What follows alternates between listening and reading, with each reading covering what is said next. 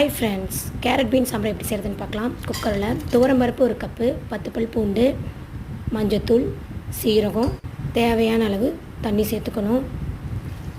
3 whistle போட்டு எடுத்து வச்சுக்கணும். கடாயில் 2 ஸ்பூன் ஆயில் சேர்த்துக்கணும். கடுகு, சீரகம், வெந்தயம், 2 பச்சை மிளகா, கருவேப்பிலை,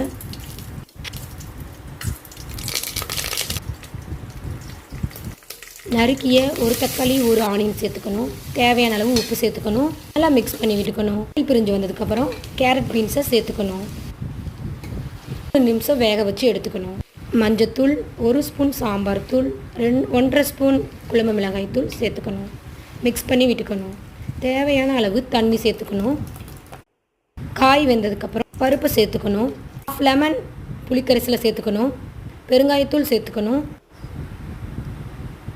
சுவையான carrot beans sambar ready. Thanks your